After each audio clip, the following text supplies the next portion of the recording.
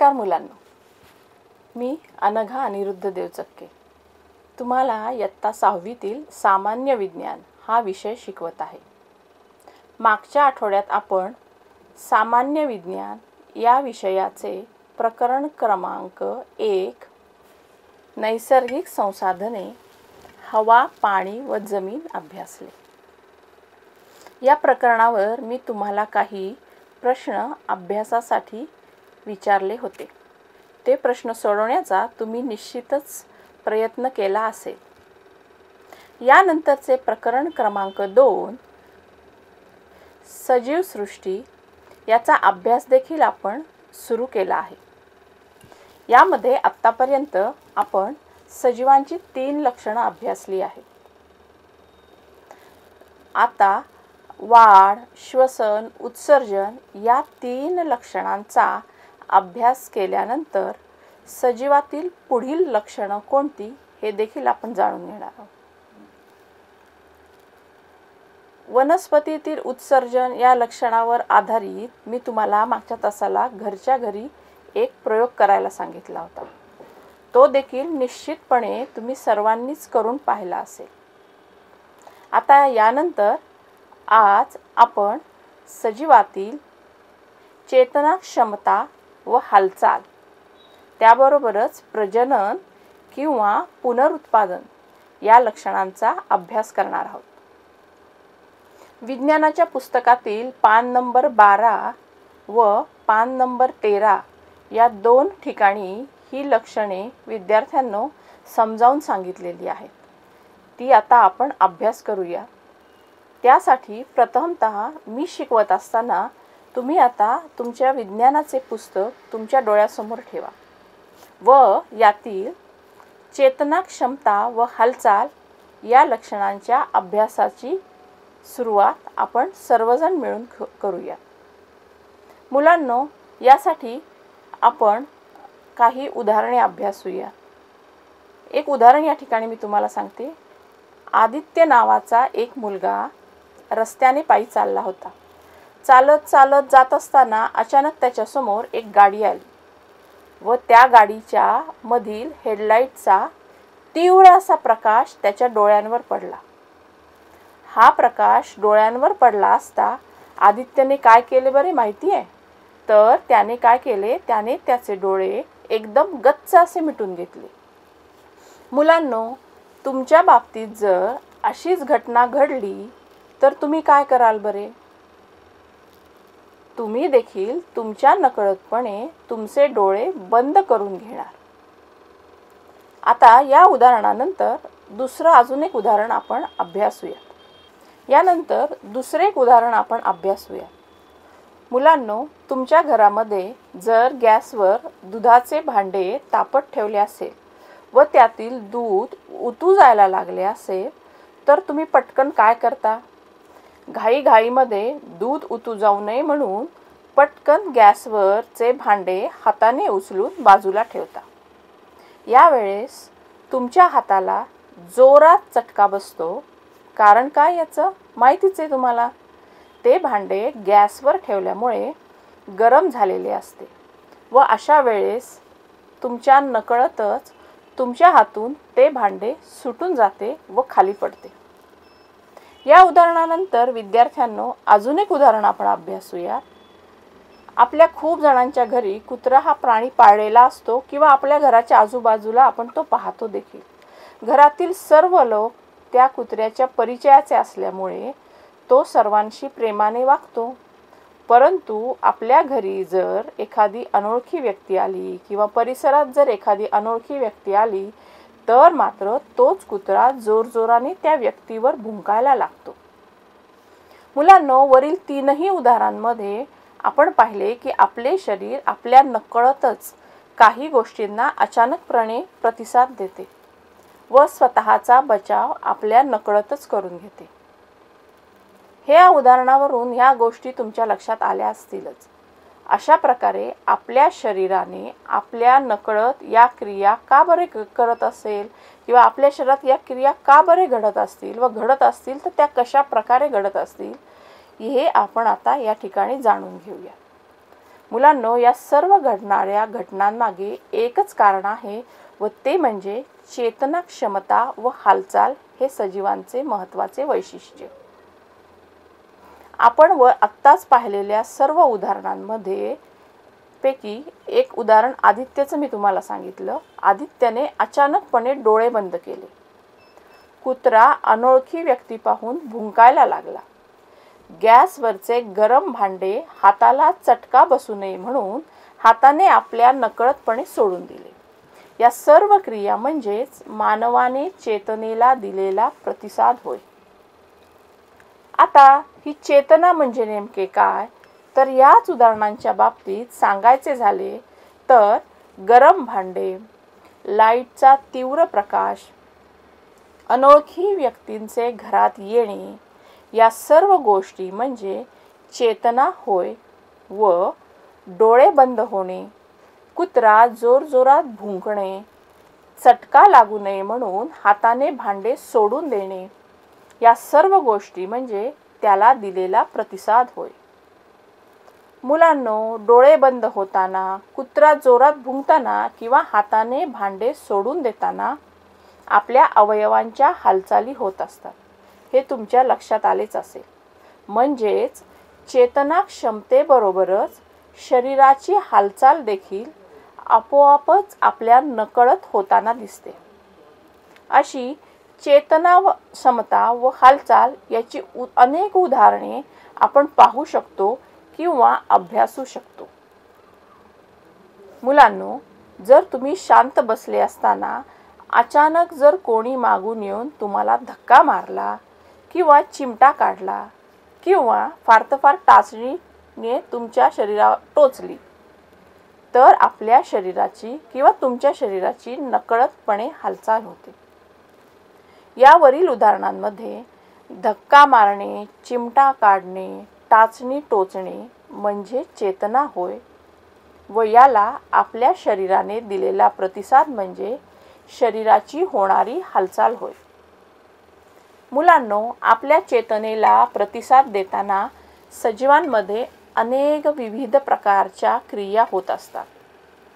विद्यार्थ्यांनो, गायी किंवा म्हशीच्या गोठ्यात जर तुम्ही गेलात किंवा अचानकपणे प्रवेश केला तर त्या उभ्या राहतात, गडबडून जातात किंवा इकडून तिकडे फिरायला लागतात. एखाद्या गायीचा हंबरठा देखील आपल्याला ऐकू येतो. म्हणजेच या ठिकाणी आपण गोठ्यात केलेला प्रवेश ही चेतना झाली व गायीचे हंबरणे, इकडून तिकडे फिरणे, अचानकपणे स्तब्ध उभे राहणे या सर्व त्यांच्या हालचाली झाल्या. मुलांनो, आत्तापर्यंत आपण ही जी सर्व उदाहरणे पाहिली, ही सर्व उदाहरणे प्राण्यांशी संबंधित होती. आता चेतना क्षमता व हालचाल या संदर्भात वनस्पतीतील एक उदाहरण आपण या ठिकाणी अभ्यासूया. कारण मुलांनो, वनस्पती देखील सजीव असल्यामुळे त्यांच्यामध्ये सुद्धा हे लक्षण प्रकर्षाने जाणवून येते. विद्यार्थ्यांनो, लाजाळू नावाचे एक झाड आहे, ते तुम्हा सर्वांच्या परिचित असेलच. या झाडाचे वैशिष्ट्य काय आहे हे देखील तुमच्यापैकी खूप जणांना माहिती असेल की जर आपण या लाजाळूच्या पानांना हात लावला किंवा स्पर्श केला तर ही पाने आपोआप बंद होतात किंवा मिटतात. मग असे का होते याचे उत्तर शोधायचा जर तुम्ही प्रयत्न केला तर तुमच्या लक्षात येईल की आपल्या हाताचा झालेला स्पर्श ही लाजाळू या वनस्पतीसाठीची चेतना झाली व लाजाळूच्या वनस्पतीची पाने बंद होणे किंवा मिटणे हा त्या वनस्पतीने त्या चेतनेला दिलेला प्रतिसाद झाला. आता हा प्रतिसाद देत असताना वनस्पतींची पाने मिटतात, म्हणजेच त्यांची हालचाल होते हे तुमच्या सहज लक्षात येईल. यानंतरच आपण वनस्पतींच्या बाबतीत दुसरं एखादं उदाहरण पाहायचं झालं तर तुम्ही तुमच्या घरच्या घरी एक छोटासा प्रयोग करून पहा. तुमच्या घरामध्ये एखाद्या कुंडीमध्ये एखादं छोटंसं रोप लावा. 15 दिवसानंतर तुम्ही त्या रोपाचं निरीक्षण करा. निरीक्षण केल्यानंतर तुमच्या लक्षात एक गोष्ट प्रकर्षाने येईल की ती कुंडी ज्या ठिकाणी ठेवली होती त्या ठिकाणी त्या कुंडीतील रोप हे त्या कुंडीवर सूर्यप्रकाश ज्या दिशेने येतो आहे किंवा पडतो आहे त्या दिशेने वाढताना दिसेल किंवा सूर्यप्रकाशाच्या बाजूने वळलेले दिसेल. म्हणजेच या ठिकाणी सूर्यप्रकाश ही चेतना झाली व त्याच्या दिशेने झालेली वनस्पतीच्या रोपाची वाढ ही वनस्पतीने त्याला दिलेला प्रतिसाद झाला. मुलांनो, जर तुमच्या घरामध्ये गॅसवर एखादे भांडे तापत ठेवले असेल व त्या भांड्यातील पाणी उतू जाऊ नये म्हणून तुम्ही पटकन ते काय करणार? आता मुलांनो, हा प्रतिसाद देत असताना वनस्पतीची सूर्यप्रकाशाच्या दिशेने झालेली हालचाल तुमच्या लक्षात आली असेलच. मुलांनो, म्हणूनच प्राणी किंवा वनस्पती या दोनही प्रकारच्या सजीवांमध्ये चेतनेला दिलेला प्रतिसाद व तो देताना सजीवांची झालेली हालचाल ही त्यांच्या स्वयंप्रेरणेनेच किंवा त्यांच्या नकळतच होत असते. यासाठी कोणत्याही बाह्य गोष्टींची आवश्यकता नसते. आपल्या नकळतच आपले शरीर या विविध प्रकारच्या चेतनांना प्रतिसाद देत असते. यावरून चेतनेची व्याख्या आपण तयार करू शकतो. ती आता आपण पाहूया. आपल्या सभोवताली घडलेली एखादी घटना म्हणजे चेतना होय व त्यामुळे सजीवांनी केलेली हालचाल म्हणजेच प्रतिसाद होय. सजीवांच्या चेतनेला प्रतिसाद देण्याच्या या क्षमतेलाच मुलांनो चेतना क्षमता असे म्हणतात. विद्यार्थ्यांनो, चेतना क्षमता व हालचाल हे सजीवांचे लक्षण आपण आता समजावून घेतले. याच्यानंतर तुम्हा सर्वांसाठी एक प्रश्न मला विचारावासा वाटतो. त्या प्रश्नाचा विचार करून तुम्ही त्याचे उत्तर तुमच्या वहीत लिहून ठेवा. प्रश्न असा आहे विद्यार्थ्यांनो की वनस्पती व प्राणी यांच्या हालचालीत चेतनेस प्रतिसाद देत असताना मुख्य फरक तुम्हास कोणता जाणवतो? विद्यार्थ्यांनो, या उत्तरात शोधल्यानंतर आपण आता सजीवांचे दुसरे महत्त्वाचे लक्षण प्रजनन किंवा पुनरुत्पादन म्हणजे काय हे जाणून घेऊया. विद्यार्थ्यांनो, प्रत्येक सजीव हा स्वतःसारखाच दुसरा जीव निर्माण करतो व सजीवांच्या या लक्षणास आपण प्रजनन किंवा पुनरुत्पादन असे म्हणतो. या प्रक्रियेमध्ये दुसरा जीव निर्माण करताना काही सजीव हे पिल्लांना जन्म देतात तर काही सजीव मात्र अंडी घालतात व ती अंडी उबवल्यानंतर काही कालावधीनंतर त्या अंड्यातून पिल्लांचा जन्म होतो. अशा प्रकारे पिल्लांना जन्म देणे व अंडी घालून त्याद्वारे पिल्लू निर्माण होणे हे प्रजननाचे मुख्य प्रकार सजीवांमध्ये प्राण्यांमध्ये दिसून येतात.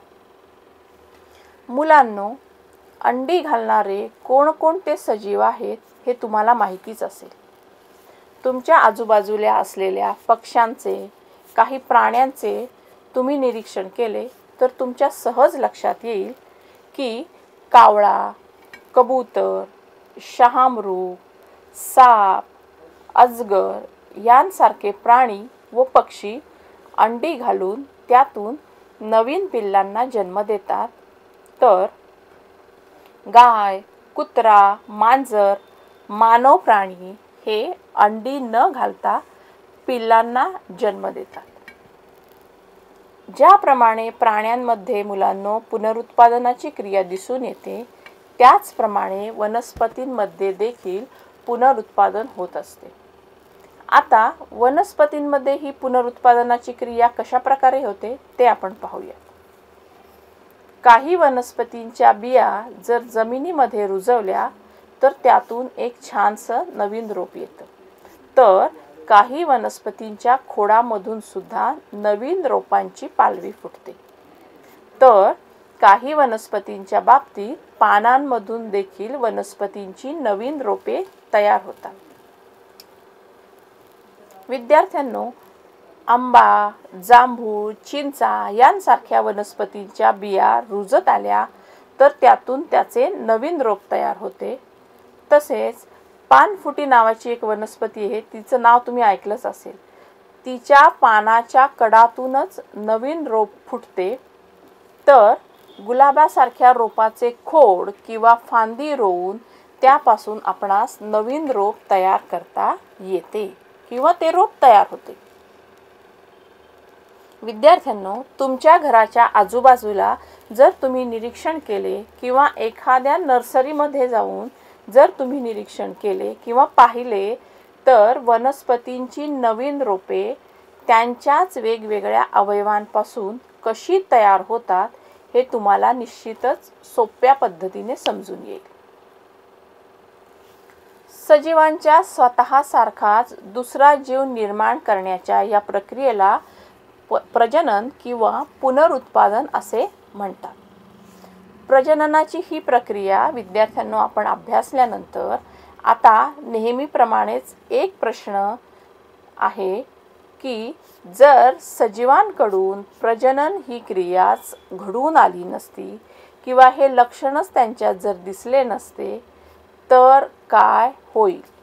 मुलांनो, या प्रश्नाचे उत्तर जर तुम्ही शोधून काढले तर प्रजनन हे सजीवांचे किती मोठे आणि महत्त्वाचे लक्षण आहे ह्याची माहिती तुम्हाला आपोआपच मिळून जाईल.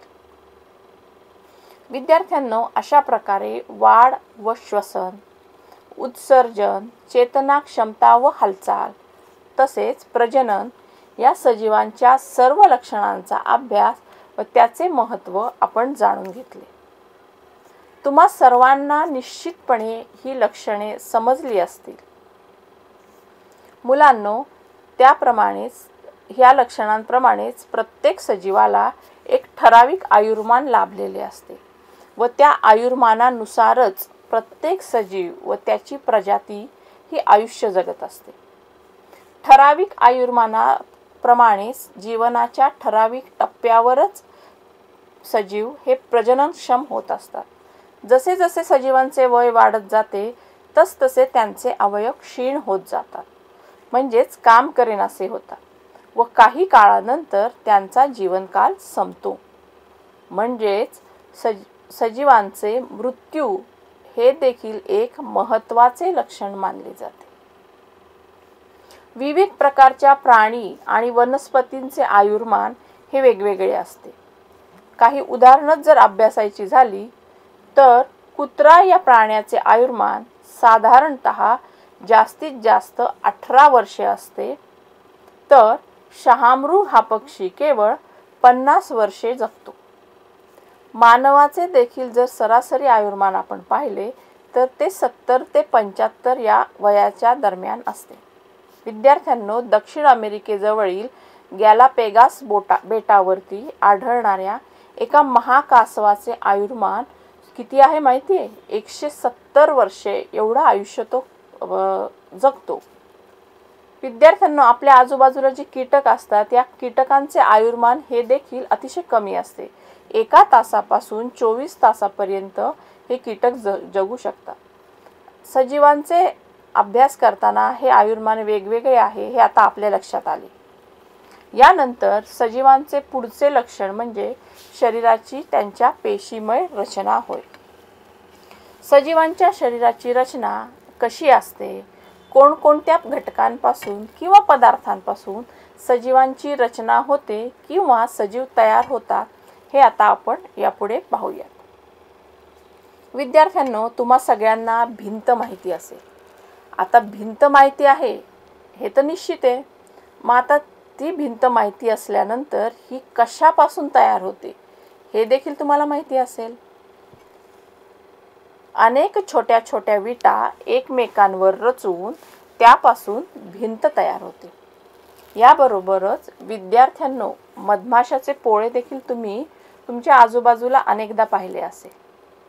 व या पोळ्याचे जर निरीक्षण केले तर तुमच्या असे लक्षात येईल की या पोळ्यामध्ये अनेक छोटे छोटे कप्पे किंवा खण असतात व हे खण किंवा कप्पे एकमेकांना जोडले जाऊन त्याच्यापासून मधाचे पोळे तयार होते. मग सजीव शरीर सुद्धा अशा छोट्या छोट्या कप्प्यांनीच तयार झाले असेल का? असा विचार जर आपण केला तर याचे आपल्याला हो असे उत्तर मिळते. सजीवाचे शरीर देखील अशा लहान लहान घटकांनी बनलेले असते. हे सर्व लहान घटक हे एकमेकांना जोडले जातात व या सर्व लहान लहान घटकांना किंवा सूक्ष्म घटकांना एक विशिष्ट असं नाव आहे. विज्ञानाच्या भाषेत त्या सूक्ष्म घटकांना पेशी असे म्हणतात. सजीवांच्या शरीरातील सर्व क्रिया या पेशींद्वारेच पार पाडल्या जातात. मग आता पुढे विद्यार्थ्यांनो, तुम्हाला असा प्रश्न पडला असेल की प्रत्येक सजीवाच्या शरीरातील पेशींची संख्या सारखी असते का? का ती वेगवेगळी असते? तर विद्यार्थ्यांनो, या प्रश्नाचं उत्तर शोधताना आपल्याला असं लक्षात येतं की प्रत्येक प्रजातीतील सजीवातील पेशींची संख्या ही निरनिराळी असते. काही सजीव हे एकाच पेशीपासून तयार झालेले असतात, म्हणजे त्यांच्या शरीरात केवळ एकच पेशी असते व शरीरातील सर्व काम किंवा सर्व ज्या दैनंदिन क्रिया आहेत ती ही एकच पेशी पार पाडत असते. अशा प्रकारच्या सजीवांना आपण एकपेशीय सजीव असे म्हणतो. तर काही सजीवांच्या शरीरात मात्र विद्यार्थ्यांनो एकापेक्षा जास्त पेशी असतात, म्हणजेच अनेक पेशींपासून या सजीवांचे शरीर बनलेले असते. अशा प्रकारच्या सजीवांना आपण बहुपेशीय सजीव असे म्हणतो. म्हणजेच मुलांनो, पेशींच्या संख्येवरून सजीवांचे दोन प्रकार पडतात. पहिला प्रकार आहे व त्याचं नाव आहे एकपेशीय सजीव व दुसऱ्या प्रकाराचे नाव आहे बहुपेशीय सजीव. यानंतर मुलांनो, आपण एकपेशीय सजीवांची काही उदाहरणे आता या ठिकाणी पाहूया. अमिबा, पॅरामेशियम, क्लोरेला, युग्लिना या सजीवांचे शरीर हे एकाच पेशीपासून बनलेले असते. त्यामुळे हे सजीव हे अतिशय सूक्ष्म असतात. सूक्ष्म असतात म्हणजे काय, तर त्यांचा आकार हा इतका लहान असतो की आपल्या साध्या डोळ्यांनी आपण जर त्यांना पाहिले तर ते आपल्या डोळ्यांना दिसत नाही. मग विद्यार्थ्यांनो, या सजीवांना पाहण्यासाठी काय करावं लागेल, तर या सजीवांना पाहण्यासाठी सूक्ष्मदर्शक नावाच्या यंत्राचा वापर करावा लागेल. तुमच्या शाळेत विज्ञानाच्या प्रयोगशाळेमध्ये हे यंत्र आहे. हे तुम्ही सर्वांनी निश्चितच पाहिले असेल व याचा वापर करून तुम्ही अनेक सूक्ष्मजीवच्या स्लाइड्स पाहिल्या असतील.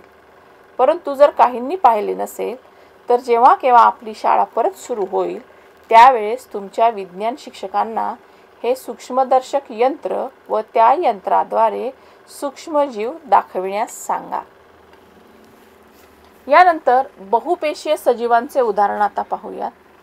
माणूस, गाय, उंदीर, झुरळ, हत्ती यांसारखे अनेक प्राणी जे आपल्याला आपल्या डोळ्यांनी सहजपणे दिसू शकतात, यांना आपण बहुपेशीय प्राणी असे म्हणतो. वनस्पतींच्या बाबतीत जर पाहायचं झालं, अभ्यास करायचा झाला, तर वडाचे झाड, कांद्याचे रोप, आंबा, चिंच, पिंपळ यांसारख्या डोळ्यांना सहजपणे दिसणाऱ्या वनस्पती म्हणजे सुद्धा बहुपेशीय सजीवच होत. जोपर्यंत सजीवांच्या शरीरात या पेशी जिवंत असतात व कार्यरत असतात तोपर्यंतच विद्यार्थ्यांनो सर्व सजीव जिवंत राहू शकतात. यावरूनच पेशीमय रचना हे सजीवांचे एक प्रमुख लक्षण आहे हे आपल्या आता लक्षात आलेले आहे. आत्तापर्यंत मुलांनो, आपण सजीवांची एकूण 7 लक्षणे अभ्यासली व ही 7 लक्षणे ज्या सर्व जीवात आढळतात त्या सर्व जीवांना आपण सजीव असे म्हणतो. आता विद्यार्थ्यांनो, सजीवांच्या कार्यानुसार त्यांच्या वर्तणुकीनुसार सजीवांचे प्रामुख्याने 2 प्रकार पडतात. पहिला प्रकार आहे उपयुक्त सजीव व दुसरा प्रकार आहे अपायकारक सजीव.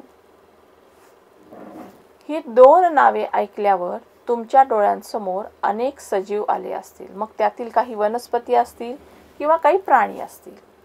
मग मुलांनो, आता या प्रत्येक सजीवाचा तुम्हाला काय काय उपयोग होतो किंवा यातील कोणत्या सजीवांचा तुम्हाला त्रास होतो हे जरा आठवा बरं.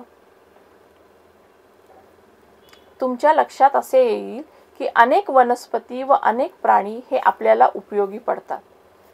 उदाहरणच घ्यायचं झालं तर मेथी, बटाटा, भेंडी, पालक व इतर अनेक भाज्या, किंवा फळांचा अभ्यास केला तर सफरचंद, केळी, चिक्कू, पेरू, आंबा यांसारखे कितीतरी फळे आपण अन्नासाठी वापरतो. म्हणजेच या सजीवांपासून आपल्या शरीराची अन्नाची गरज तर भागतेच, पण आपल्याला त्यापासून ऊर्जा मिळते व ऊर्जा मिळाल्यामुळे ताकद देखील आपल्यात निर्माण होते व यामुळेच आपण दैनंदिन आपली जी कामं आहेत ती व्यवस्थितपणे पार पाडतो.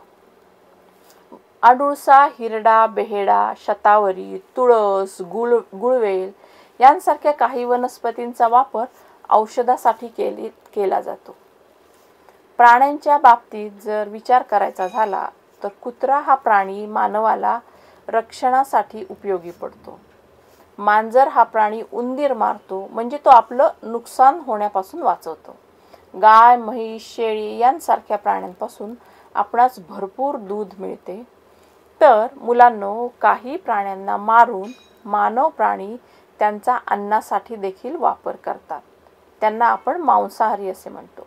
घोडा, बैल, उंट यांसारख्या प्राण्यांचा वापर देखील आपल्याला विविध व्यवसायांसाठी होत असतो. सरपटणाऱ्या प्राण्यांच्या बाबतीत विचार केला तर त्यातील गांडूळ हा प्राणी शेतीसाठी अतिशय उपयोगी आहे. मुलांनो, अशा प्रकारे अनेक प्राणी व वनस्पती हे मानवाला उपयोगी तर पडतातच. त्यामुळे अशा प्रकारच्या उपयोगी सजीवांना उपयुक्त सजीव असे म्हणतात. मुलांनो, आपल्या सभोवताली जसे उपयुक्त सजीव असतात किंवा उपयोगी सजीव असतात, तसेच आपल्याला त्रास देणारे, अपाय करणारे देखील काही सजीव असतात. आता सध्या पावसाळ्याच्या दिवसामध्ये सगळीकडे भरपूर पाऊस पडतोय.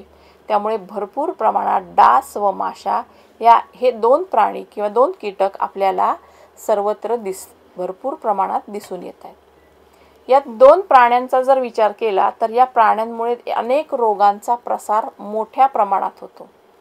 त्याबरोबरच उंदीर, घुशी हे प्राणी आपल्या अन्नाची नासाडी करतात. तसेच या प्राण्यांनी दूषित केलेले अन्न जर आपण ग्रहण केले तर त्यापासून आपल्याला अनेक प्रकारचे आजार होतात. तर विषारी पाली असतील, कोळी असेल, साप असेल किंवा विंचू असतील, हे प्राण्यांची नावं तुम्ही ऐकली आहेत, पाहिली पण असतील. हे जर आपणास चावले तर आपला मृत्यू देखील होऊ शकतो. जंगलातील वाघ, सिंह, हत्ती, चित्ता यांसारखे प्राणी जर माणसांच्या वस्तीत शिरले तर ते फार मोठ्या प्रमाणात नासधूस करतात व त्याबरोबरच मानवावर हल्ले करून त्यांचा जीव देखील घेतात. मुलांनो, प्राण्यांप्रमाणेच काही वनस्पती देखील आपल्यासाठी अपायकारक असतात. गाजर गवत, तण, अमरवेल यांसारख्या वनस्पती मानवासाठी अपायकारक असतात. मुलांनो, तुम्ही जर कधी अळूच्या किंवा गवारीच्या शेंगांना हात लावला असेल तर तुमच्या हातास खाज सुटते, हे तुम्हाला जाणवेल. त्याप्रमाणेच कवक, शेवाळ यांसारख्या वनस्पती पावसाळ्यात खूप मोठ्या प्रमाणात वाढतात किंवा आढळून येतात.